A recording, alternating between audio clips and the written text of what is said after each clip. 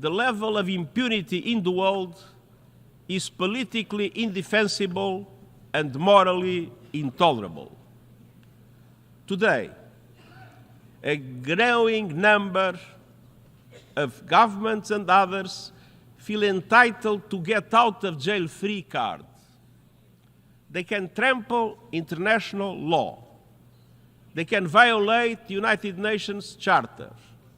They can turn a blind eye to international human rights conventions or the decisions of international courts. They can thumb their nose at international humanitarian law.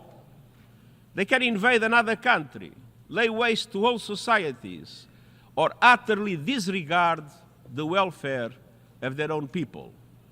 And nothing will happen. We see this age of impunity everywhere, in the Middle East, in the heart of Europe, in the Horn of Africa, and beyond. The war in Ukraine is spreading with no signs of letting up.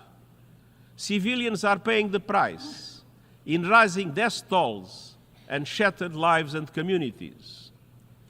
It is time for a just peace based on the UN Charter, on international law, and on UN resolutions. Meanwhile, Gaza is a non-stop nightmare that threatens to take the entire region with it. Look no further than Lebanon. We should all be alarmed by the escalation. Lebanon is at the brink. The people of Lebanon, the people of Israel, and the people of the world cannot afford Lebanon to become another Gaza. Let's be clear. Nothing can justify the abhorrent acts of terror committed by Hamas on October 7th or the taking of hostages, both of which I have repeatedly condemned.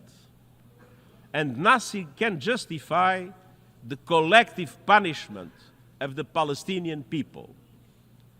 The speed and scale of the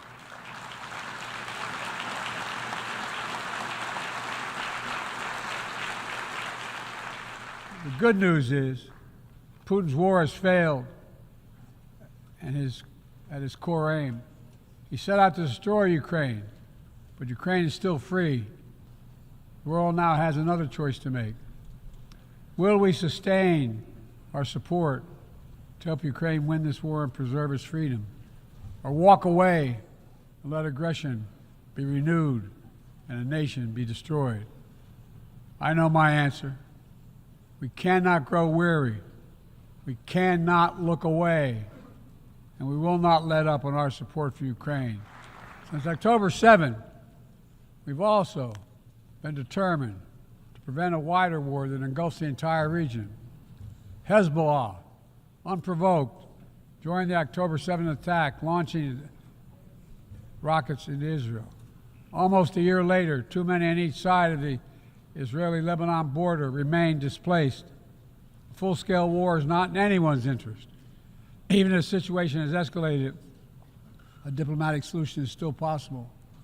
In fact, it remains the only path to lasting security to allow the residents from both countries to return to their homes and the border safely.